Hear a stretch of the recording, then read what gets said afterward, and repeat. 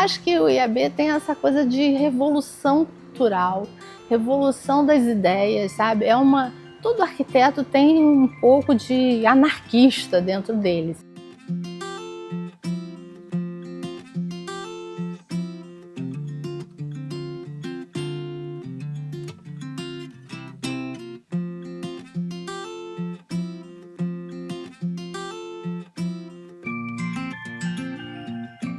Então, eu me formei em 1985 e 85 foi o ano das diretas já, né? Fiz 40 anos de formada esse ano.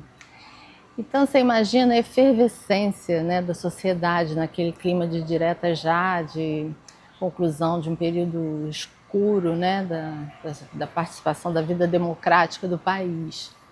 E eu gostei muito do meu curso, que eu me formei na Santa Úrsula, da parte de planejamento urbano. Eu me identifiquei mais com as questões do planejamento urbano e do desenvolvimento urbano do que propriamente da arquitetura no primeiro momento. Depois não, a arquitetura me conquistou, mas inicialmente eu era mais do planejamento urbano.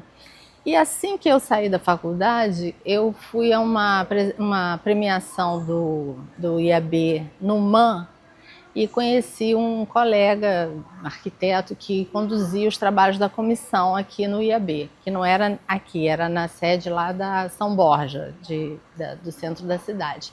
E a festa foi lá no MAN. E aí, conversando com ele, da Luiz Castelã, ele falou assim: Deise, você se formou agora, o que você quer fazer? Eu falei assim: poxa, meu sonho é trabalhar com planejamento urbano, ou pelo menos discutir o planejamento urbano. E ele falou assim: então por que você não aparece lá no IAB, que fica aqui no centro, e na comissão? Então, a minha entrada no IAB foi pela Comissão de Planejamento Urbano. E é aquela, né, 23 anos, não sabia nada, um monte de sonhos. E estava sendo discutido a Lei de Desenvolvimento Urbano. Não sei se os mais jovens sabem, o plano diretor não existiu sempre, né? Isso foi uma construção social, até a partir do Estatuto da Cidade, dessa obrigação de fazer, né? Ele já tinha em 92, mas não tinha essa obrigatoriedade. Antes se pensava uma lei de desenvolvimento urbano com diretrizes para onde que a cidade vai crescer, o que ela tem que preservar, qual a sua vocação, né? E aí eu ingressei naquela discussão e existiam várias comissões, as reuniões eram todas as semanas, e ali eu tive uma habilidade de começar a fazer a ata, né? Nas comissões, as comissões representavam a porta de entrada do IAB, onde jovens conviviam com profissionais assim do mais alto gabarito, né? Então nas reuniões tinha muitas vezes o Jorge Moreira presente, tinha o Conde, né, Adir Bencaus, que já estava se preparando, que ele seria o próximo sucessor, né, da gestão, que foi a gestão que veio aqui para essa casa. E essa é a forma que eu entrei no IAB.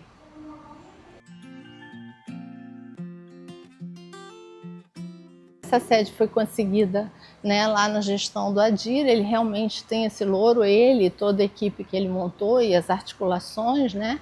E depois eu tive uma participação importante, porque estava num processo de requerer a casa, tinha sessão, não tinha sessão, e nesse momento eu estava na Secretaria de Transporte e eu consegui um contato com a assessora jurídica, mostrei para ela as contas e tal, e ela falou assim: não, mas isso não é dívida de vocês, porque vocês não estão com a sessão. Então, e essas contas estão prescritas, então eu vou zerar tudo para você. Aí ela começou a fazer. Um dia eu fui falar com o secretário, que era o Júlio Lopes, que era o secretário da pasta, que respondia também pela Central, que esse prédio era um pouco da Central, um pouco da Rio Trilhos. Hoje eu não sei como é de quem que ele é exatamente, acho que é de uma empresa em liquidação. E aí o secretário recebeu um telefonema do governador. E o governador falou: Júlio, como assim? Vocês estão expulsando o IAB daquela casa? Aí o Júlio falou assim, como assim, que casa? Na casa do IAB. Ele falou assim, não é possível, porque a presidente do IAB trabalha aqui na secretaria, ela não ia deixar de falar comigo. Aí ele me ligou e disse, como assim? A gente está expulsando o IAB da casa. Eu falei assim, não, secretário, não está. A gente está negociando aqui com o jurídico, eles estão, mas por que você não me falou? O governador quer a minha cabeça. Porque, mas como assim? Eu falei, não, calma, secretário, tá tudo certo. Ah, então tá, eu vou ligar para ele, diz que a gente está resolvendo tudo. Eu falei, tá. E aí foi feita uma cerimônia e tal, de agradecimento e tal, e eu não sei exatamente como caminhou, se a sessão já foi assinada ou se aconteceu algum obstáculo lá, mas, enfim, o próprio governador reconhecendo a importância, a relevância social, né, de ter um equipamento. Às vezes, quando o governo tem um equipamento cultural, ele às vezes licita para ter alguém para gerenciar. Por exemplo, o Museu do Amanhã, né, que é do município. Ele tem um instituto lá que monta, que tem a sua equipe, que tem know-how de museus e de institutos de educação. Aqui não, aqui ele tem um fazedor de cultura, né? Quer dizer, na realidade ele teria que ser pago para poder produzir tanta cultura, né? E ele faz isso ocupando há mais de, sei lá, 40 anos essa casa, né? Mais ou menos isso.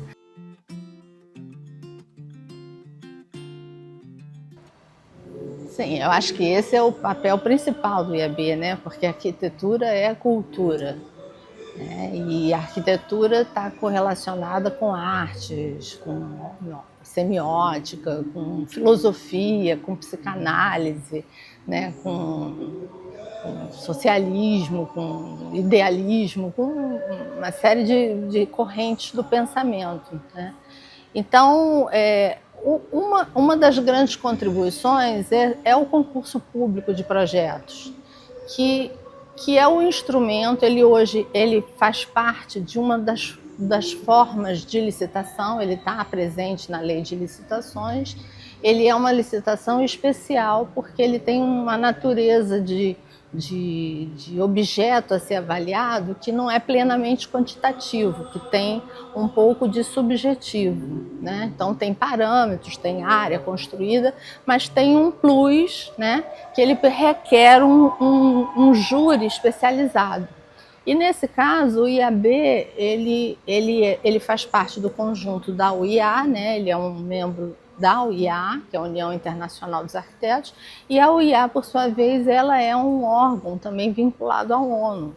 Então, essa questão dos concursos públicos, eles são mais ou menos o mesmo estatuto no mundo inteiro, vinculado a esse sistema. Você garante a igualdade de concorrência, o segredo do objeto de quem está sendo, né, do objeto que está sendo conduzido, que está sendo analisado, né, e um júri imparcial, né, que aí é que a experiência dos IABs tem no sentido de que quando ele monta um júri, ele tem que estar preocupado também com as correntes que cada arquiteto que vai participar do júri, ele tem. Então, montar um júri não é uma coisa simples.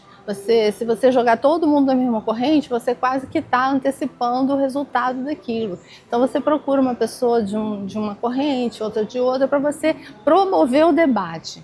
Acho que a maior riqueza do IAB é que é uma casa de promoção de debate.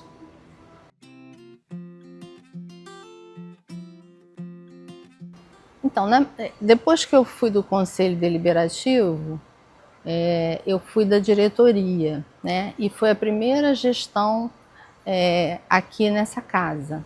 E que, obviamente, o objetivo daquela gestão, a meta, né? O objetivo maior era conquistar, ocupar, tornar esse espaço viável. Aí depois passou um tempo que eu fui fazer outras coisas, fiz meu mestrado, casei, tive filho e tal, e retornei. Já estava mais ou menos em 2003. Nunca tive afastada do IAB, mas assim, trabalhando mais assiduamente. Voltei para o Conselho Superior. E depois do Conselho Superior eu fui ser secretária do IAB Nacional, numa missão de aprovar a lei do Conselho, né, que era a missão daquela gestão, que foi liderada pelo Demetrio Anastasakis, que hoje já não está mais entre nós, mas que foi presidente do IAB, foi meu sócio na cooperativa durante muito tempo e ganhamos muitos projetos na área de habitação social, muitos concursos, inclusive de São Paulo. E depois disso, o Fernando Alencar, que era da diretoria nacional, ele entendeu que estava na hora dele ser o presidente, porque ele também já vinha militando, né, desde novinho lá. E aí ele falou assim, não, eu estou entendendo que eu tenho alguma coisa a contribuir. Então ele pediu licença do IAB Nacional, fez a candidatura dele muito bem sucedida a ser presidente do IAB e terminada a gestão nacional eu vim colaborar com ele aqui e nós tínhamos a Mira, que é a Mostra Internacional Rio Arquitetura.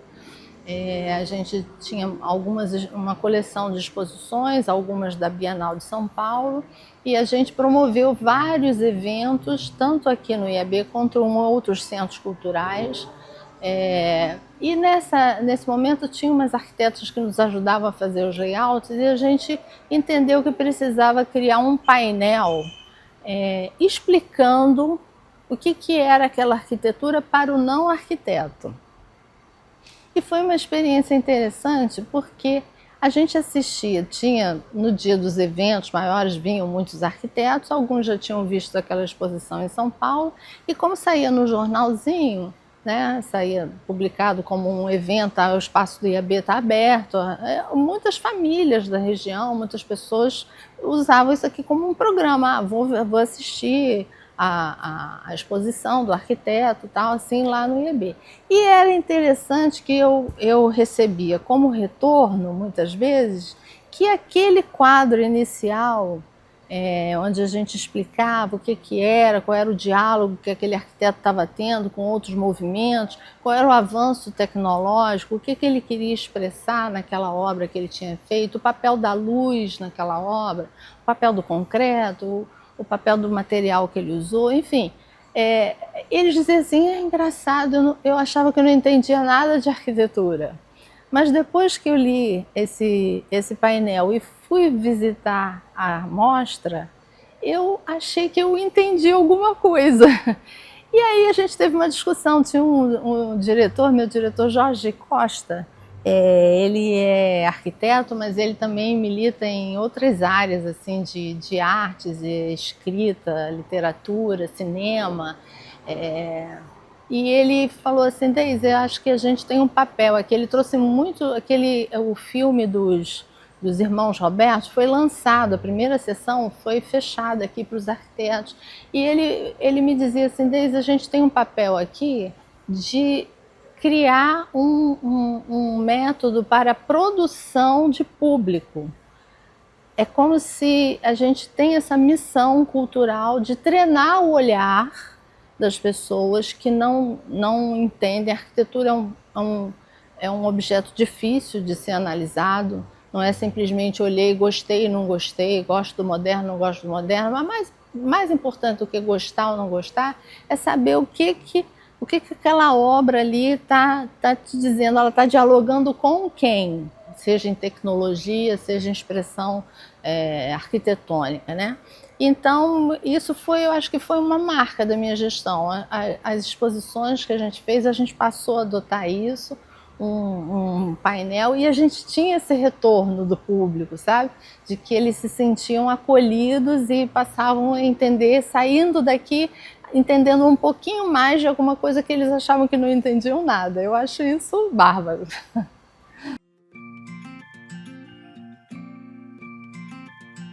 Das diretas já, a gente entrou no processo constituinte. Você estava saindo de uma época de ditadura e você tinha que renovar a Constituição com um direito mais amplo. E havia uma prerrogativa de que, para se apresentar uma emenda popular, você tinha que ter 1 milhão de assinaturas.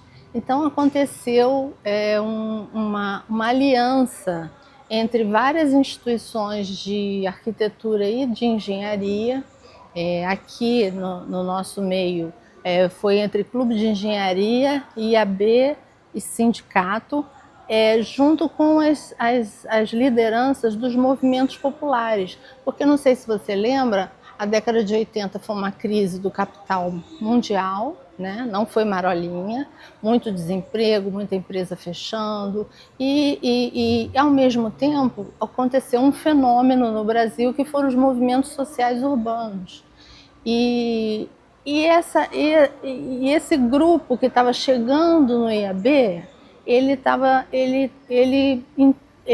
tinha mais uma matriz socialista, social-democrata, era um misto, não era puro, porque o que prevalecia era ser do IAB. Mas tinha essa preocupação com a questão da desigualdade.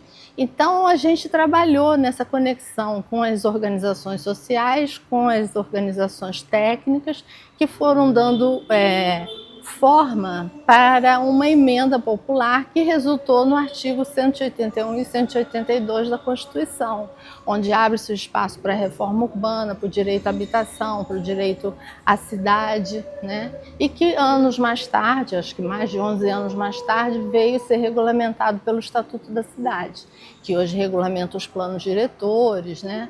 As próprias audiências públicas, compartilha, né? O saber técnico, obriga que o plano tem que ser referendado por audiências populares, né? Então isso tudo estava sendo engendrado ali naquele ano da Constituinte, os instrumentos de captação de mais-valia, a outorga onerosa, o direito de preempção, tudo aquilo estava borbulhando, fervilhando, assim, sabe? Então, assim, da faculdade para o IAB foi como se fosse um curso de extensão, né? É um MBA gratuito, Master Plus. Teve uma premiação que a gente tinha um prêmio Gentileza Urbana, que não era uma pessoa, era alguma coisa gentil na cidade, que era a gente copiou de Minas Gerais, da Maria Elisa, ela que criou lá e a gente trouxe para cá, acho que não está acontecendo agora, mas era muito interessante a votação de Gentileza Urbana. Eram poesias, eram atos de poesias. Mas o Toledo, naquela gestão, ele ia receber o arquiteto do ano, pelo trabalho junto à Rocinha, né, de planejamento da Rocinha. E que ele trabalhou, ele criou um escritório técnico com profissionais. Muito recentemente, ele criou uma universidade que funciona dentro do CIEP, que fica na Rocinha, né? Juntou um corpo de professores do IPUR. Ele é muito comprometido com isso, sabe? Então, ele ganhou esse prêmio. E eu falei, gente, eu vou fazer uma surpresa. Eu gosto muito do Toledo, desde o início da minha estadia no IAB, a gente sempre foi muito próximo. E aí eu falei assim, não, eu vou fazer o seguinte, eu tinha uma conhecida que morava na Rocinha, eu falei assim, eu quero que um cantor da região faça um rap pro Toledo.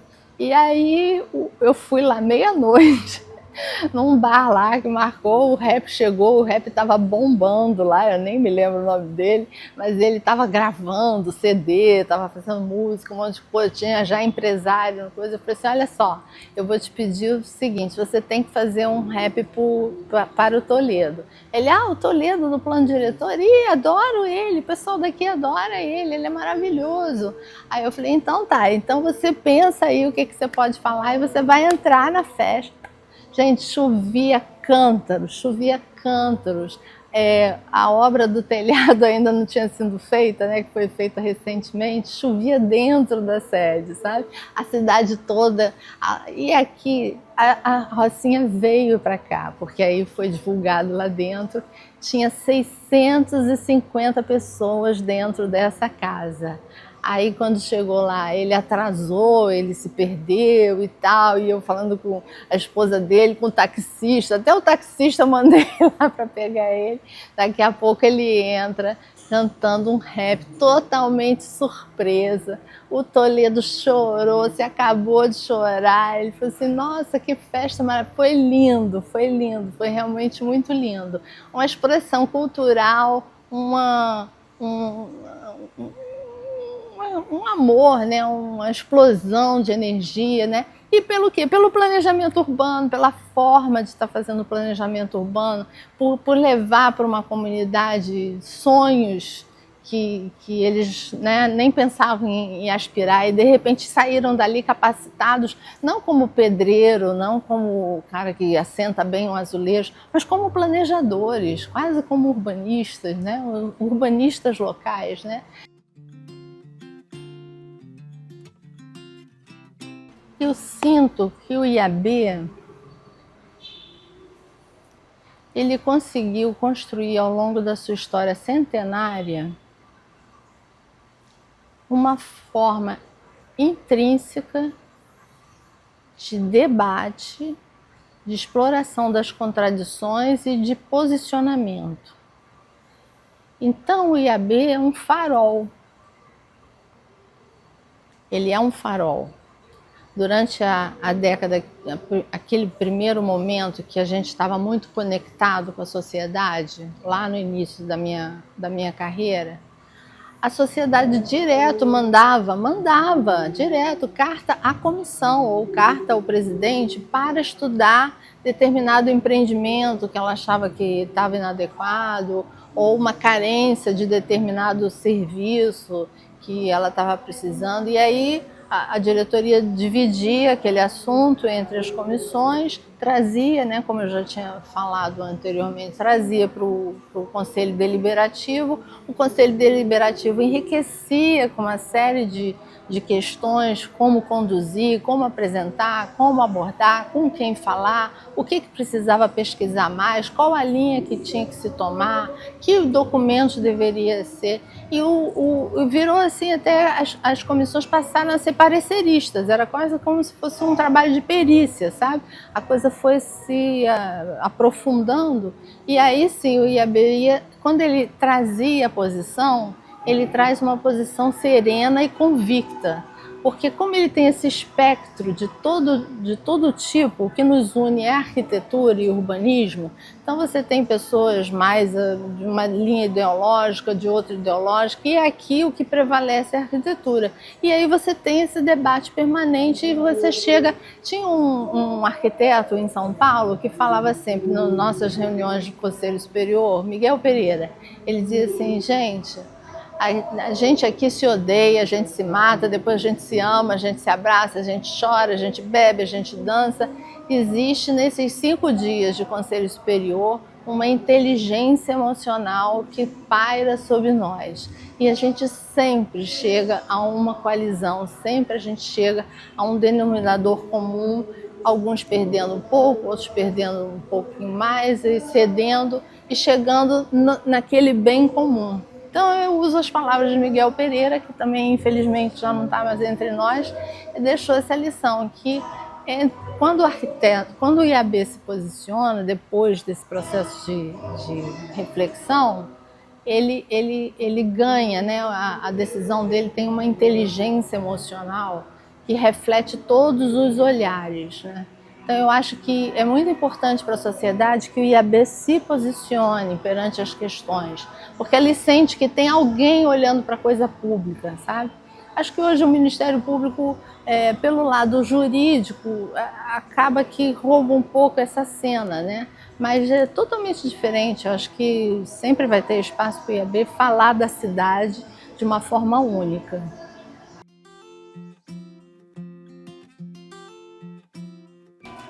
O IAB está na matriz, está no DNA.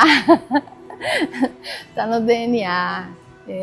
Eu acho que ele me deu muito mais do que eu a ele, né?